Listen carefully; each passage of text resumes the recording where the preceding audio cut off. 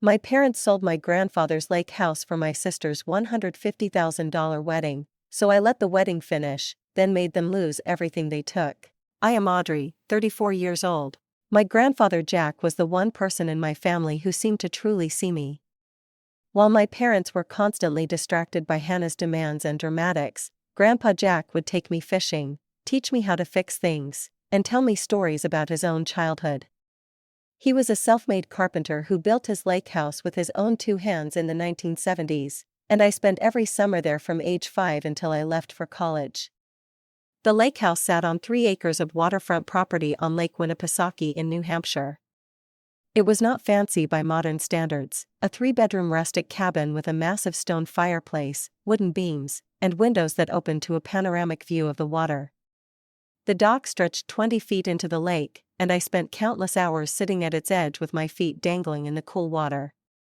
The boathouse held Grandpa Jack's old fishing boat and the canoe he taught me to paddle when I was just 7. Every corner of that property held memories that defined my childhood. When Grandpa Jack passed away 6 years ago, everyone assumed the lake house would be divided among all the grandchildren or sold to distribute the proceeds.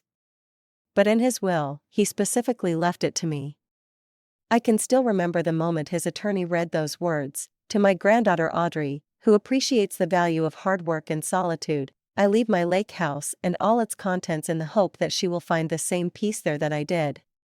The look on my parents' faces was one of genuine shock. My mother recovered quickly, putting on a smile that did not reach her eyes. "How wonderful, Audrey. You always were Jack's favorite." The words were congratulatory, but the tone suggested I had somehow cheated. My father simply looked disappointed, likely calculating the lost potential income from a sale. Hannah, who was 27 at the time, made no attempt to hide her feelings. "But that property is worth a fortune now. Why would he leave it all to Audrey? I spent just as much time there as she did." This was categorically untrue. Hannah had always found the lake house boring after a day or two, preferring to return to civilization where she could shop and socialize. This moment was just one example in a lifelong pattern. From childhood, our family operated with Hannah as the sun and the rest of us as planets in her orbit. She was the pretty one, the social one, the one who needed things. I was the responsible one, the self-sufficient one, the one who should understand when resources went to Hannah instead. When Hannah wanted ballet lessons, my parents found the money. When I wanted to attend a summer architecture camp, I was told to save my babysitting money.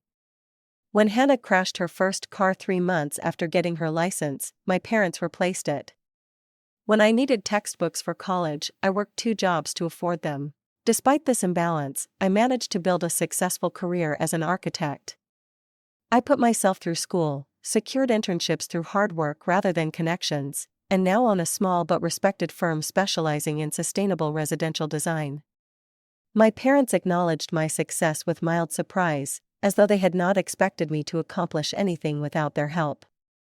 Hannah, meanwhile, bounced from job to job, always finding reasons why each position was beneath her or failed to appreciate her talents.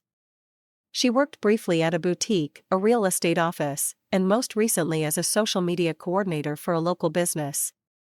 None lasted more than 6 months. Throughout her 20s, my parents subsidized her rent, paid off her credit cards multiple times, and never questioned her choices. When Hannah met James 3 years ago, my parents were thrilled. James came from a family with money, worked at his father's investment firm, and seemed capable of maintaining the lifestyle Hannah felt she deserved. What they either did not notice or chose to ignore was that James shared Hannah's tendency toward financial irresponsibility. He drove an expensive car, wore designer clothes, and took Hannah on lavish vacations, but lived in an apartment he could barely afford and carried significant debt. When they announced their engagement last year, Hannah immediately began planning what she called her dream wedding. Initial discussions involved reasonable venues and guest lists, but within weeks, her vision had expanded dramatically. The guest list grew from 100 to 300 people. The local country club was replaced by an exclusive resort. The simple white dress became a custom designer gown. I was genuinely happy for my sister and offered to help with planning. I even suggested that the lake house could be a beautiful rehearsal dinner venue or perhaps a location for pre-wedding photos. Hannah seemed uncomfortable with these suggestions, changing the subject quickly each time. I attributed this to her desire for more glamorous settings, never imagining the truth. As the wedding planning progressed, my parents began looking increasingly stressed during family dinners. My father, normally quick to boast about business successes, became vague when asked how work was going. My mother developed a new habit of checking her phone whenever financial topics arose. When I directly asked if they were concerned about wedding costs, my father dismissed the question with forced cheerfulness. "Your sister only gets married once," he said, though we all knew this was statistically unlikely given Hannah's history of brief, intense relationships. "We want her day to be perfect." I offered to contribute a few $1,000s toward the wedding, though it would strain my own budget. My mother almost seemed ready to accept before my father interrupted. "That is very generous, Audrey, but unnecessary. We have it under control." In retrospect, the signs were there. I simply failed to imagine how far my information would go to maintain the family dynamic that had defined our lives for decades. 6 months before the wedding, the subtle hints that something was wrong became impossible to ignore. Hannah's Instagram feed transformed into a showcase of extravagance. There was the reveal of her dress, which she mentioned had been handcrafted in France. There were sample photos from her chosen photographer, who I later learned charged $15,000 for a wedding package. There were weekly updates about floral arrangements, custom invitations, and monogrammed everything. During a Sunday dinner at my parents' house, I casually mentioned that I planned to spend a long weekend at the lake house to do some maintenance and check on the property. "Oh, you do not need to bother with that," my mother said quickly. "Your father hired someone to look after things." This was news to me. "Really? Who?" "I have been working with Ted Johnson for years." "Just someone new," my father replied, suddenly very interested in his mashed potatoes. "Ted retired." That was strange, since I had spoken with Ted just 2 months earlier and he had mentioned no plans to retire. I made a mental note to call him the next day. When I tried, his number went straight to voicemail. I tried again later in the week with the same result. I told myself he was probably just busy, but something felt wrong. Around this same time, I noticed my parents had removed several family photos from their living room walls, specifically ones that included the lake house in the background. When I asked about this, my mother claimed they were being reframed. Then came the shopping spree. Hannah arrived at another family dinner wearing a diamond bracelet I had never seen before. "Early wedding gift from Mom and Dad," she explained, jangling it on her wrist. The following week, she announced she and James had booked a 3-week honeymoon to Bali and the Maldives, staying in overwater bungalows and private villas. The week after that, she pulled up in a brand new BMW, replacing her perfectly functional car. "Where is all this money coming from?" I asked my friend Sophia over coffee. "Hannah's wedding has morphed into something out of a celebrity magazine, and now there are all these expensive gifts, too." "Maybe James's family is contributing," Sophia suggested. "Didn't you say they have money?" The theory made sense until I ran into James at a local restaurant where I was picking up takeout. He was having dinner with a colleague, and I stopped briefly to say hello. "Audrey, just the person I wanted to see," he said, giving me an unexpected hug. "I haven't had a chance to thank you properly." "Thank me for what?" "For your incredibly generous contribution to the wedding," he said. "Hannah told me how much it means to her to have your support." I stood there utterly confused. "My contribution?" James suddenly looked uncomfortable, realizing he might have spoken out of turn. "You know what? I think I misunderstood something," he said. "Never mind." I left with my takeout and a growing sense of unease. The next strange incident occurred when I received a call from Dorothy Matthews, whose property bordered the lake house on the north side. "Audrey, dear, I wanted to check in about the sale. Will you still be coming up to visit occasionally? We'll miss seeing you around." My heart started pounding. "Dorothy, what sale are you talking about?" There was a long pause. "Oh my. I think I may have spoken out of turn. Perhaps you should talk to your parents." I pressed for more information, but Dorothy suddenly remembered an appointment and ended the call. I immediately tried calling the lake house landline, something I rarely did since I usually just showed up. The number was no longer in service.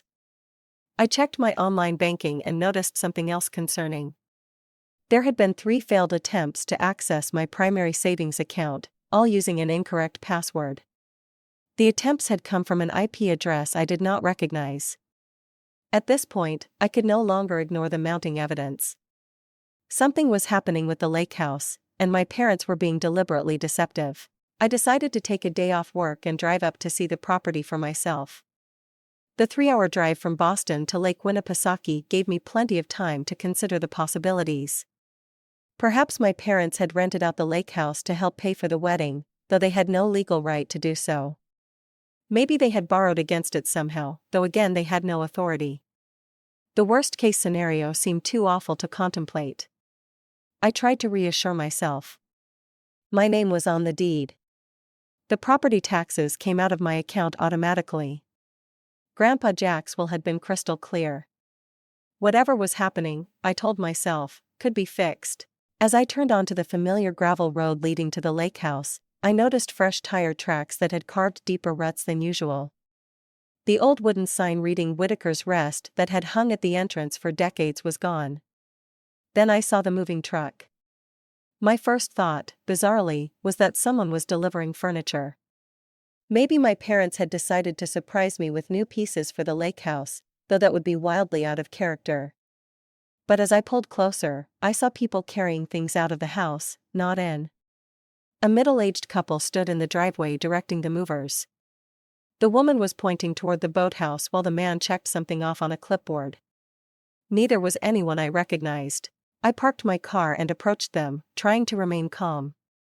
"Excuse me, what is going on here? This is private property."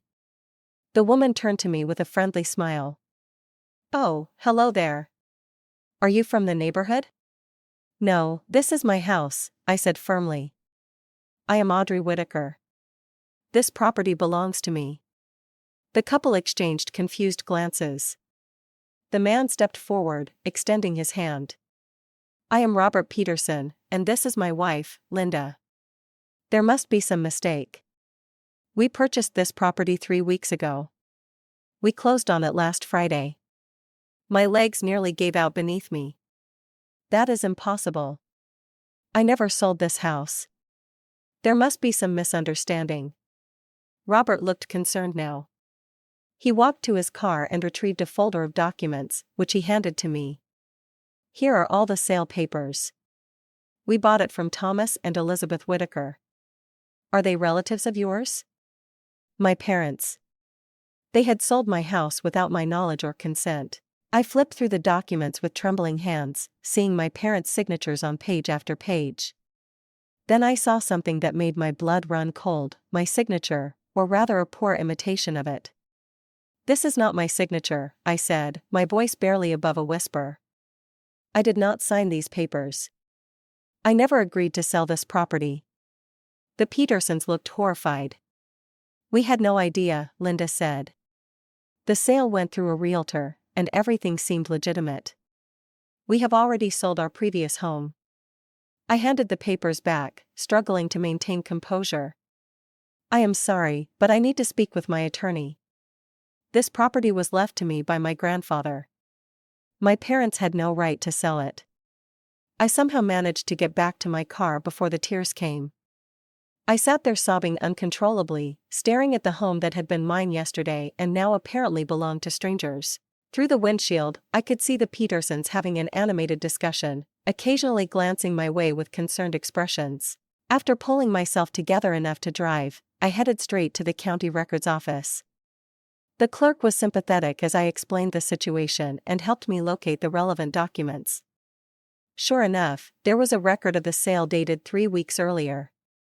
The property had sold for $375,000, which I knew was at least $175,000 below market value. The sale had been rushed, with the buyers paying cash. As I was leaving the records office, my phone rang. It was Dorothy Matthews. "Audrey, I have been feeling terrible since our call. I think you should know what I overheard." I was at the general store about a month ago when your parents came in. They were talking about using the lake house money for Hannah's wedding. Your father specifically said they needed to take care of it before you found out. I assumed you had eventually agreed to the sale. I am so sorry. I thanked Dorothy for the information and asked her to email me a written statement of what she had heard, which she agreed to do. My next call was to my friend Stephanie, who worked as a real estate attorney. I explained the situation as calmly as I could, though my voice broke several times. They forged my signature, Steph. They sold my house to pay for Hannah's wedding. Jesus, Audrey, that is not just unethical. That is criminal. Forgery, fraud, theft, you name it. Do you want me to meet you somewhere? You should not be alone right now. We arranged to meet at her office in Concord. On the drive there, I received a notification from my bank about another attempted access to my account. It was as if learning about the house had opened my eyes to a whole pattern of deception. Stephanie reviewed the documents I had obtained and confirmed my worst fears. This is open and shut, Audrey. Your parents had no legal right to sell the property. The forged signature is clear fraud. We can get the sale reversed, though it will be messy and take some time. The poor buyers will have to be compensated for their trouble. Do you want to pursue criminal charges against your parents? The question hit me like a physical blow.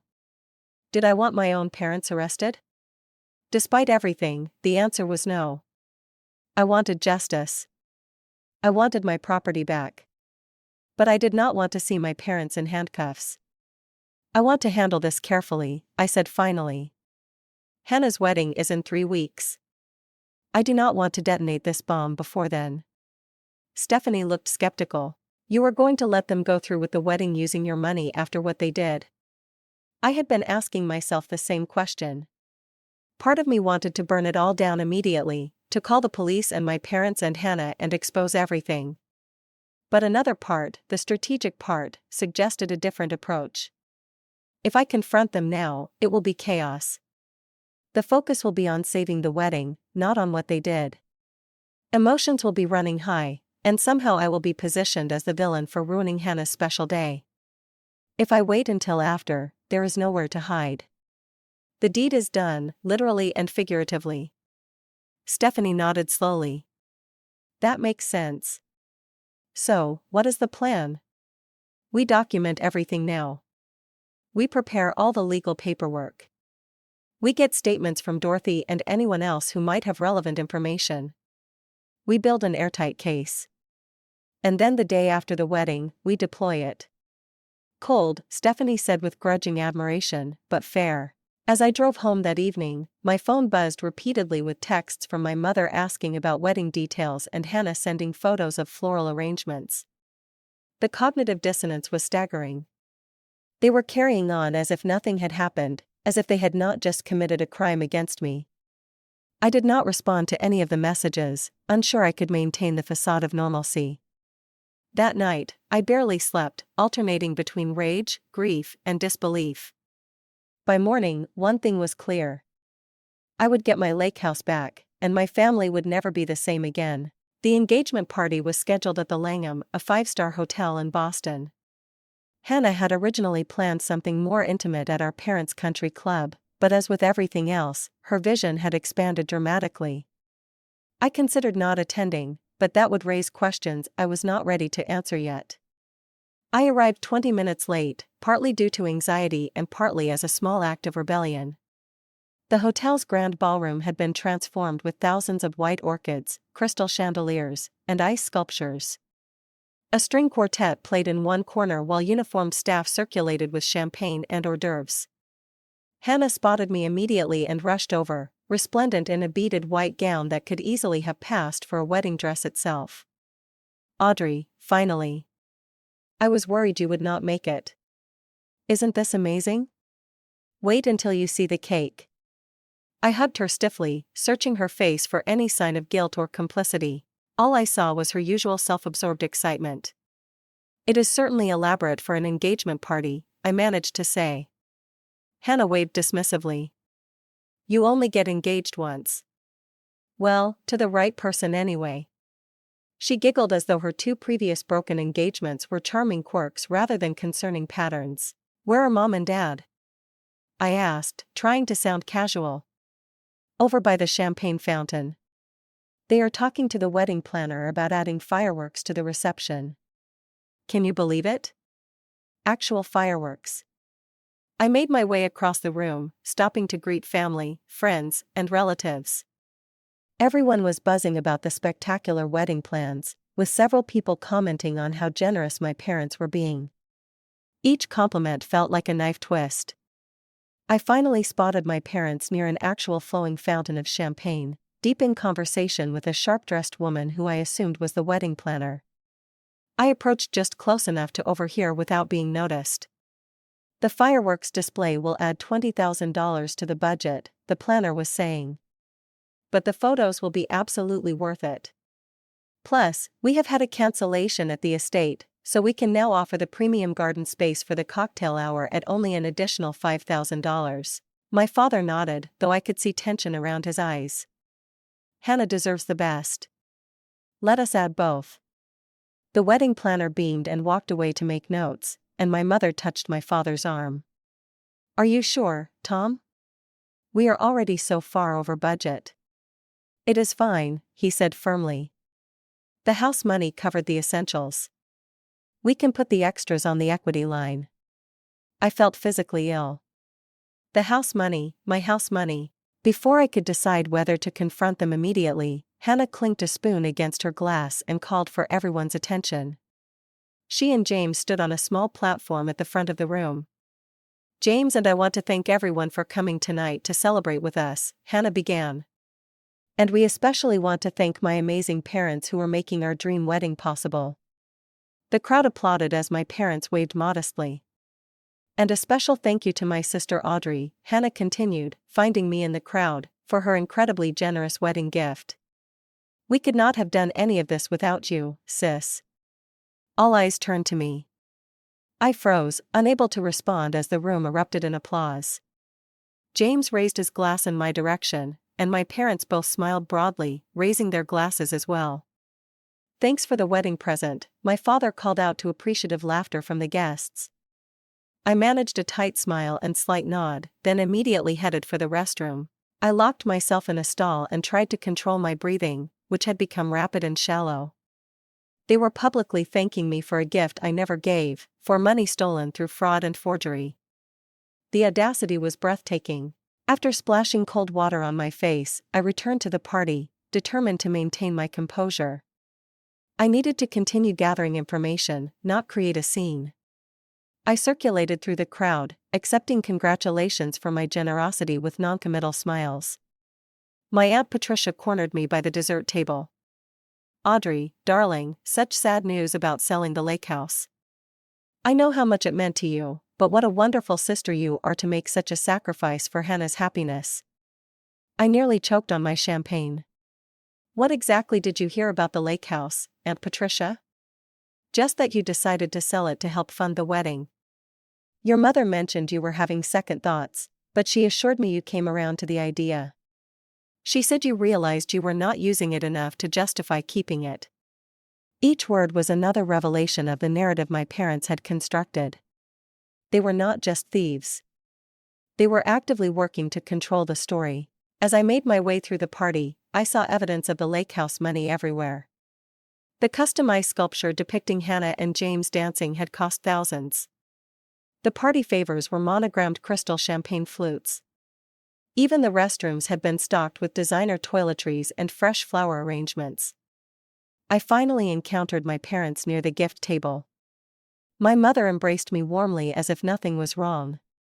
"Audrey, you look beautiful tonight. That blue really brings out your eyes." "Thanks, Mom. Quite a party." "Only the best for your sister," my father said, putting his arm around my shoulders. "We are so proud of you both, you know.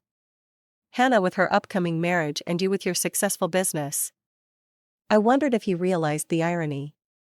Hannah was being rewarded with a $150,000 wedding for finding someone to marry, while my years of hard work building a business from nothing merited only a casual mention. The lake house sold quickly, I said, watching their faces carefully. My mother's smile faltered for just a millisecond before she recovered. "Oh, have you been up there recently?" "I met the new owners," I said, keeping my voice neutral. "The Petersons. They seem nice." My parents exchanged a quick glance. My father cleared his throat. "Yes, well, property values in that area have really peaked. It was a good time to sell. Funny, I do not remember putting it on the market." Another glance between them. My mother laughed nervously. "Audrey, this is hardly the time or place for this discussion.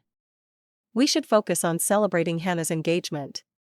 "You are right," I said, smiling. "We will have plenty of time to discuss it later." I left the party shortly after, unable to stomach any more of the farce. In the Uber home, I called Stephanie and updated her on everything I had learned. "They are gaslighting you now," she said, "creating a narrative where you agreed to the sale. This actually strengthens our case. It shows consciousness of guilt." "They seem to think they will get away with it," I said, staring out at the Boston skyline. "They have no idea what is coming."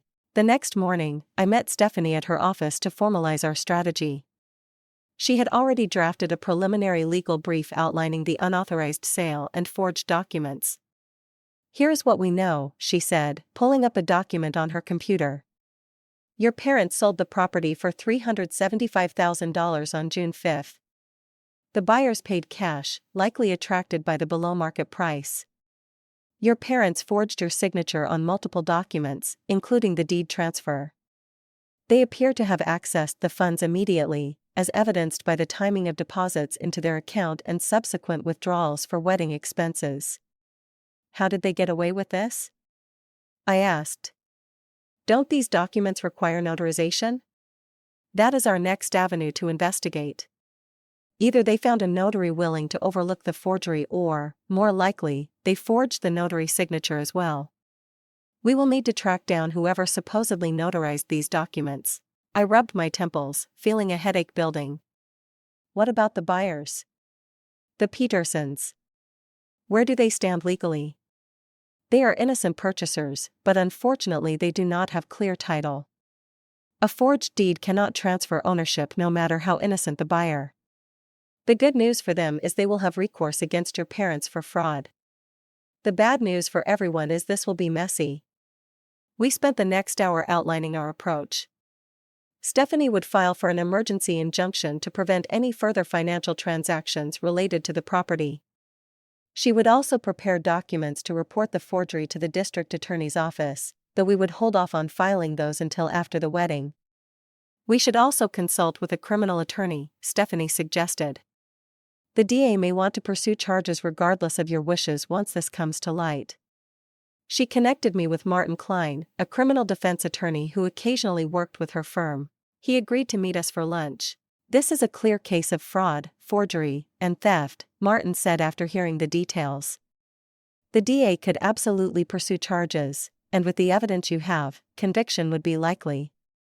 Your parents could be looking at substantial fines and potentially jail time." The thought made my stomach turn. "Is there any way to resolve this without criminal charges?" "Possibly," Martin said. "If they immediately acknowledge what they did, return all the money, and make restitution, the DA might be persuaded to accept a plea deal with probation rather than incarceration. But that depends on many factors, including the DA's discretion and your parents' cooperation." Over the next week, I assembled a comprehensive file documenting every aspect of the fraud. Dorothy Matthews provided a written statement about the conversation she had overheard.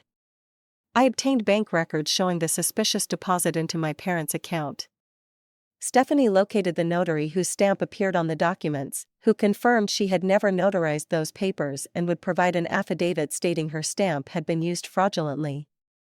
Most damning of all, I found online posts from Hannah about wedding expenses that directly correlated with withdrawals from my parents' account after the lake house sale. In one post, she shared photos of her $15,000 dress on the same day my parents withdrew that exact amount. What about the emotional impact? I asked Stephanie during one of our planning sessions. "I want them to understand what they have taken from me. It was not just property. It was my connection to my grandfather, my memories, my future plans for that place. That is why I suggested the letter, Stephanie said. The legal documents handle the factual and financial aspects. The letter is where you can address the personal betrayal. I spent days drafting, revising, and redrafting that letter. How do you adequately express the feeling of having your own parents steal from you? How do you convey the depth of betrayal when the people who should protect you decide your inheritance is theirs to take? In the end, I kept it simple and direct. Mom and Dad, what you did was not just illegal. It was a profound betrayal of trust. The lake house was not just property to me. It was my connection to Grandpa Jack, who saw me when the rest of the family did not. It was my sanctuary when life became overwhelming. It was my future, my plans, my dreams. You took that from me without asking. You forged my name. You lied to everyone, creating a fiction where I had consented. You spent the money on one day of celebration for Hannah, prioritizing her desires over my rightful inheritance. I am pursuing all legal avenues to reclaim what is mine.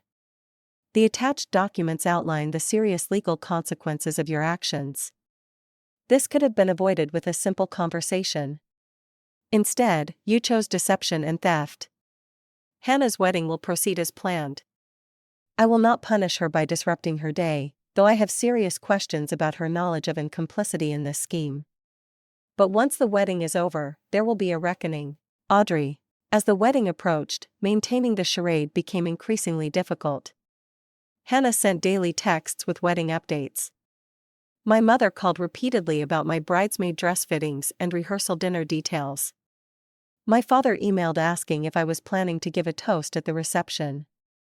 I responded to each communication with minimal engagement, pleading work commitments when possible. I attended the necessary pre-wedding events, including the final dress fitting and the rehearsal dinner, maintaining a detached politeness that several relatives commented on. You seem distant, Audrey. Is everything okay? My uncle asked during the rehearsal dinner.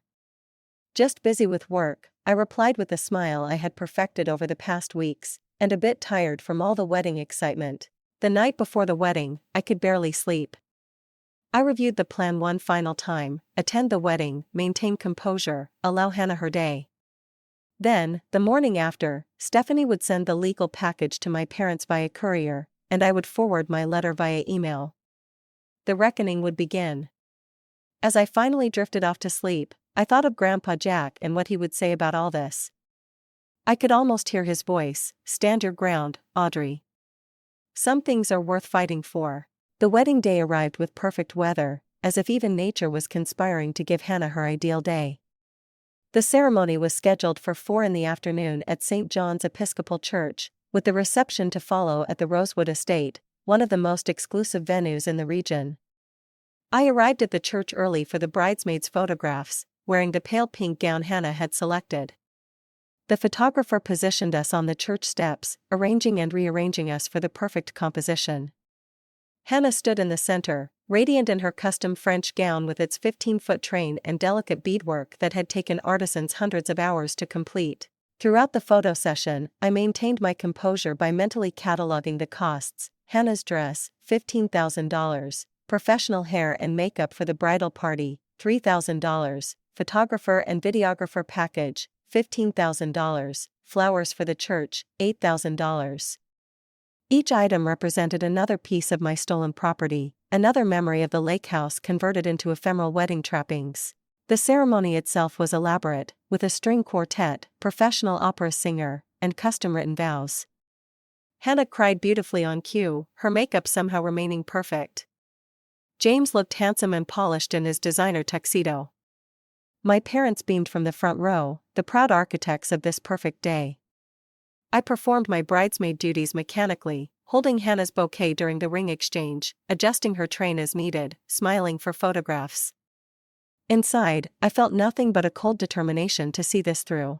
After the ceremony, guests were transported to the Rosewood Estate via a fleet of vintage Rolls-Royce cars.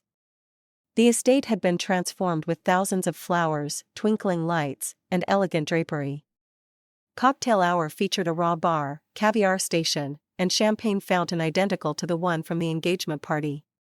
I circulated among the guests, accepting congratulations on my sister's behalf and deflecting questions about the lake house with vague responses. It was a difficult decision, I would say, or sometimes, we have to make sacrifices for family. Dinner was served in the estate's grand ballroom, where each table featured elaborate centerpieces of orchids and roses. The menu included Wagyu beef, butter-poached lobster, and gold-flaked desserts. A 10-piece band played on a custom-built stage, and professional dancers had been hired to encourage guests onto the dance floor. During the toasts, my father stood and raised his glass. To my beautiful daughter, Hannah, and her wonderful new husband, James. Your mother and I could not be prouder. We have spared no expense to make this day perfect for you because you deserve nothing but the best. The crowd applauded enthusiastically. I took a long sip of champagne to avoid having to smile. Hannah's maid of honor gave a touching speech about their friendship. And then James's best man shared amusing anecdotes about the groom. Finally, Hannah herself stood up, slightly tipsy from champagne. I just want to thank everyone who made this day possible, she said, her voice thick with emotion. My amazing parents who gave me everything I ever wanted. My wonderful new husband who I love more than anything, and my sister Audrey who made the biggest sacrifice of all. She turned to look at me. I know how much that lake house meant to you, and the fact that you were willing to let it go for my special day means more than I can say. The room erupted in applause. I felt dozens of eyes on me, expecting some response. I raised my glass slightly and nodded, not trusting myself to speak. As the evening progressed, the alcohol flowed freely and the dance floor filled. The cake cutting, the first dance, the father-daughter dance, all unfolded according to plan. I remained on the periphery, observing it all with detached interest, like an anthropologist studying an unfamiliar culture's rituals. Around midnight, as the party was still in full swing, my parents cornered me near the dessert table. You have been quiet all day, my mother said, her words slightly slurred from wine. Are you not having a good time? It is a beautiful wedding, I replied neutrally. The best money could buy, my father said with a wink. Or the best lake house could buy, I should say. He laughed at his own joke. We never properly thanked you, my mother added, squeezing my arm. For understanding about the house. It really was the only way to give Hannah the wedding she deserved. I looked at them, both these people who had raised me, who had just admitted to stealing from me as casually as commenting on the weather. A strange calm settled over me. You should check your mail tomorrow, I said with a slight smile. My father frowned. What? Why? Just some information I think you will find interesting, I said. Enjoy the rest of the evening. I walked away, leaving them looking confused. It was the only moment of satisfaction I had felt all day. The wedding concluded with a grand sparkler send-off as Hannah and James departed for their 3-week honeymoon in a vintage Bentley. Guests tossed rose petals and cheered as the car pulled away. My parents stood arm in arm, looking exhausted but triumphant. I returned to my apartment and sent a text to Stephanie, wedding complete. Proceed as planned tomorrow. The next morning at precisely 9:00 a.m., a courier delivered the legal package to my parents' home. It contained documentation of the forgery, statements from witnesses, bank records showing the transfer of funds, and legal notices of the actions being taken to reverse the sale and investigate the fraud. Simultaneously, I sent my letter via email to both my parents. At 9:15, my phone began ringing. First my father, then my mother, then back to my father again. I let each call go to voicemail. At 9:30, the text started, "What is this, Audrey? Call us immediately." My father. There has been a terrible misunderstanding. Please answer your phone. My mother. You cannot do this to us, to your sister. We need to talk. My father again. I did not respond to any of them. By noon, other family members began calling. Apparently, my parents had started reaching out to relatives either for support or to try to manage the narrative.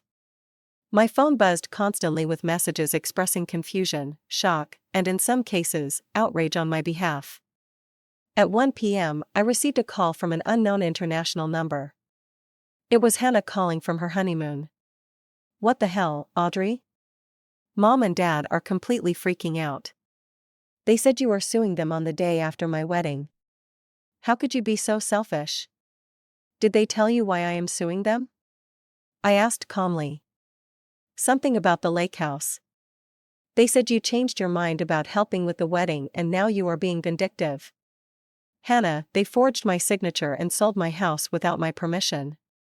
They stole from me to pay for your wedding. Did you know about this? There was a long pause. I knew they were using money from the lake house sale, she finally said, her voice smaller. But they told me you had agreed to it, that you were doing it as a wedding gift. And you believed that I would give up my inheritance from Grandpa Jack for your one-day celebration?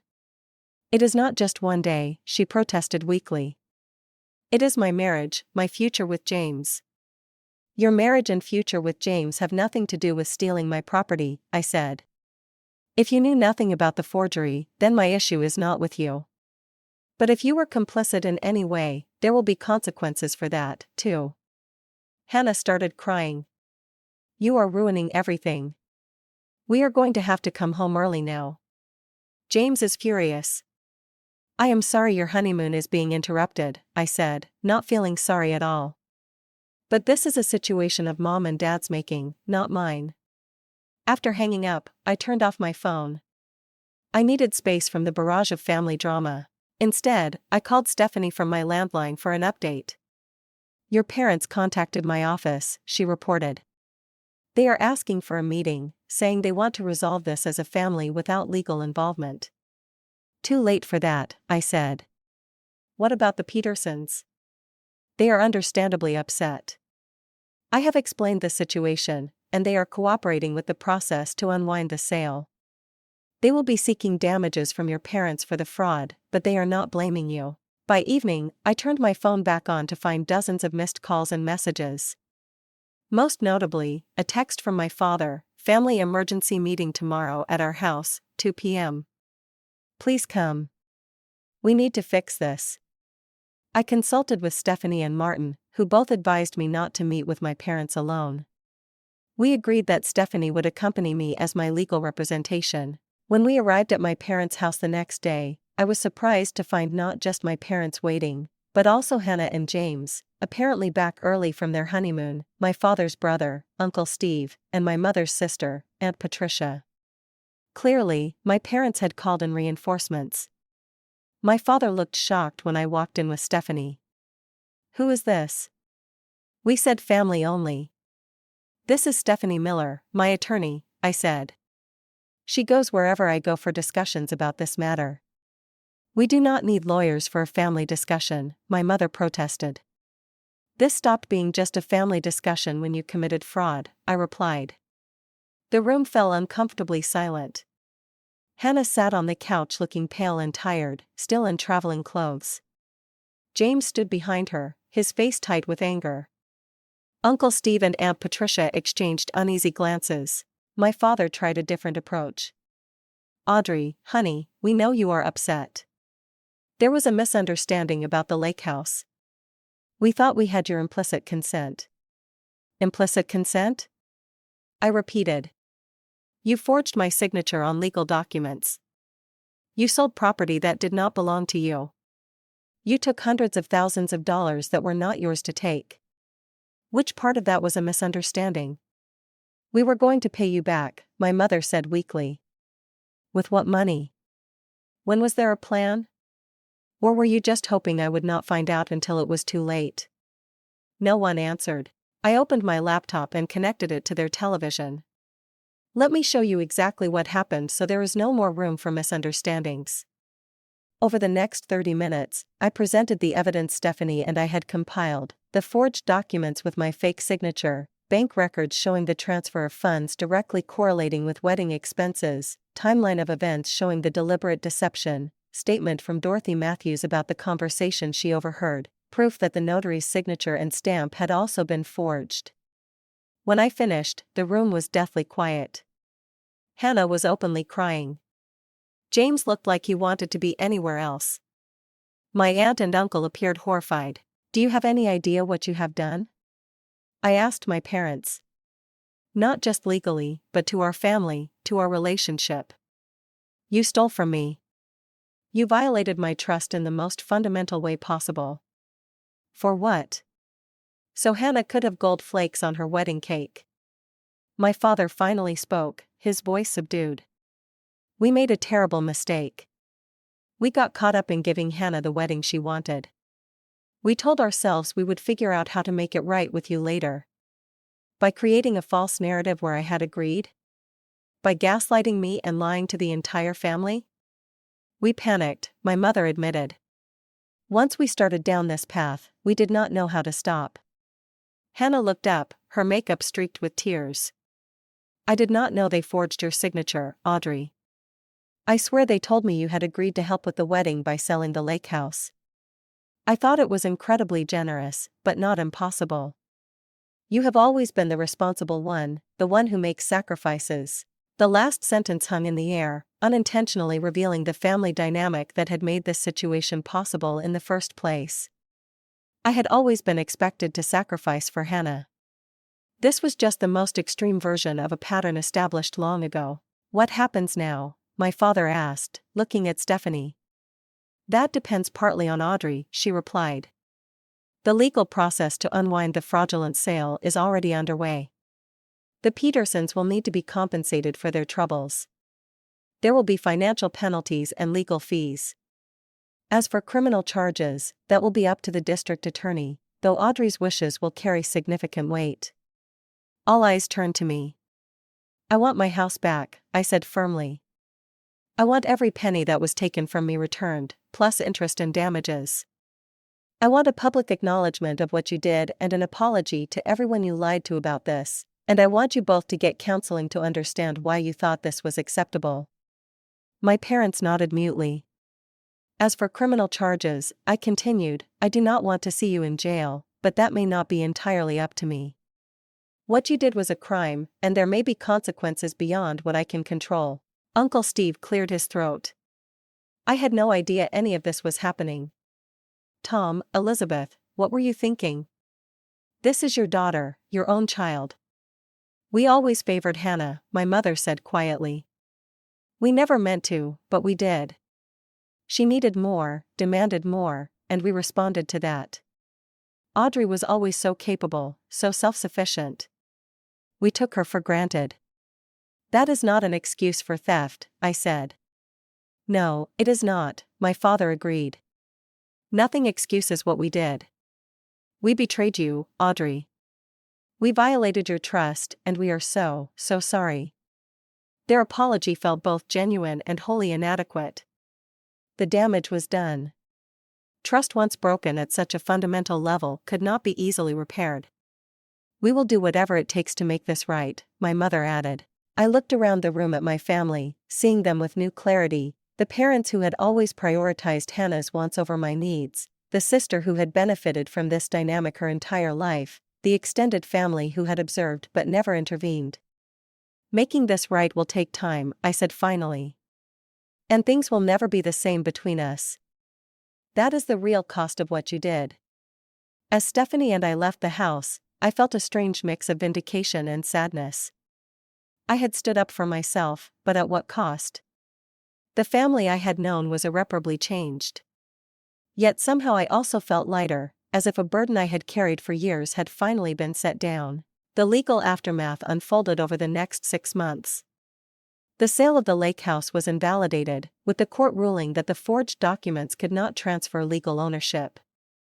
The Petersons were understandably upset but ultimately settled for a compensation package that included all their moving expenses, legal fees, and additional damages for the inconvenience. My parents liquidated investments and took out a home equity loan to repay me the full value of the property plus interest and damages. They narrowly avoided criminal charges after the district attorney agreed to a deal that included community service, financial restitution, and mandatory counseling. The lake house returned to my possession, though not without emotional complications.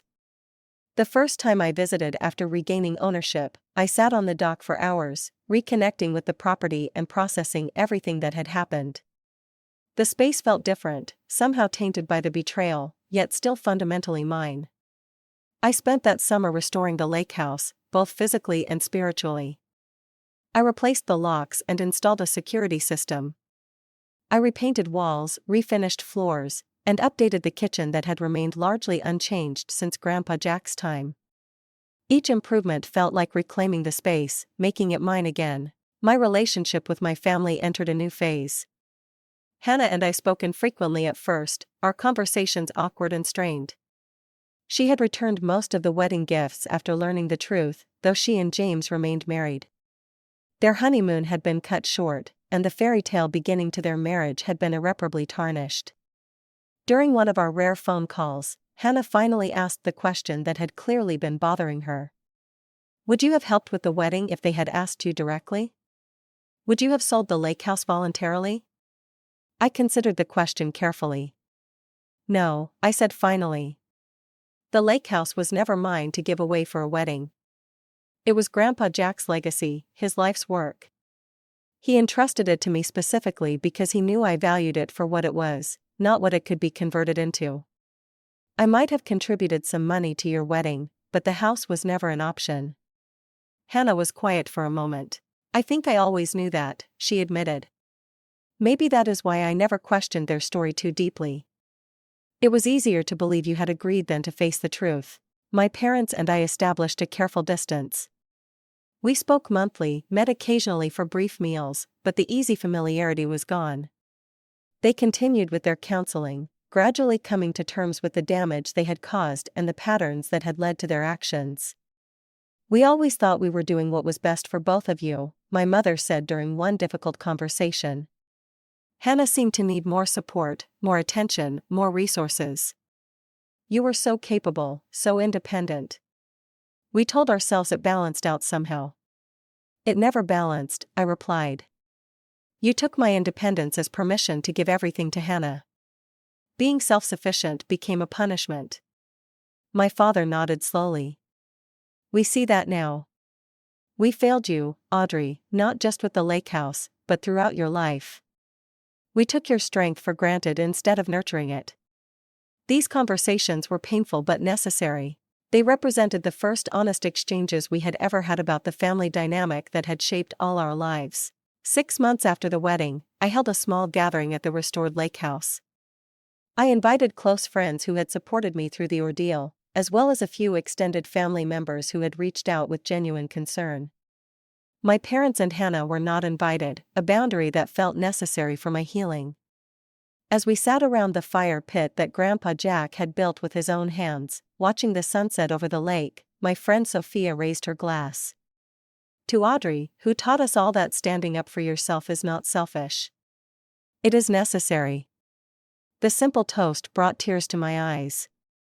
For so long I had accepted the narrative that putting my own needs first was somehow wrong, that sacrifice was my designated role in the family. Breaking that pattern had been painful but essential. The lake house became my sanctuary in a new way. I began spending one weekend a month there, sometimes alone, sometimes with friends. I established new traditions, new memories. I planted a garden that bloomed in spring, built a reading nook in the sunroom, and learned to sail on Grandpa Jack's old boat that I had carefully restored. A year after the wedding, Hannah and James welcomed their first child, a daughter they named Emma. The birth created an opportunity for cautious reconciliation. I visited them in the hospital, holding my tiny niece and feeling the complicated emotions of family bonds that persist despite deep wounds. I want her to know her aunt, Hannah said, watching me rock the baby. I want her to know the lake house and Grandpa Jack's legacy. I want things to be different for her than they were for us. It was the closest thing to a genuine apology I had received from my sister, an acknowledgement that the patterns needed to change for the next generation. 2 years after the wedding, I invited my parents to the lake house for the first time since the incident. It was a brief visit, just an afternoon, but an important step. They walked through the renovated space with visible emotion, noting the changes I had made while respecting the original character of the home. Jack would be proud of what you have done here, my father said quietly, running his hand along the original woodwork. He always said you understood the value of this place in a way the rest of us never did. My mother paused by the framed photo of Grandpa Jack that I had placed prominently in the living room. "We lost sight of what matters," she said. "We got caught up in appearances and Hannah's demands and our own insecurities as parents. We forgot that some things are worth more than money can measure." Their visit was neither a full reconciliation nor a complete forgiveness, but rather an acknowledgement that healing is a process, not an event. Some trust might eventually be rebuilt, but our relationship would never return to what it was before. Perhaps that was for the best. The most important lesson I learned through this ordeal was about the nature of boundaries. For years, I had allowed my family to take advantage of my independence and resilience. I had accepted less while Hannah received more, telling myself it did not matter, that I did not need their support or approval. But in doing so, I had enabled the very dynamic that ultimately led to the theft of my inheritance. Standing up for myself was not just about reclaiming the lake house. It was about reclaiming my place in the family narrative. It was about saying clearly, "I matter. My needs matter. My inheritance matters. My boundaries matter." 3 years after the wedding, I stood on the dock at sunset, watching the light play across the water. The lake house was fully mine again in every sense. I had defended it, reclaimed it, restored it, and made new memories within its walls. Grandpa Jack's legacy continued not just in the physical structure, but in the strength he had seen in me long before I recognized it in myself.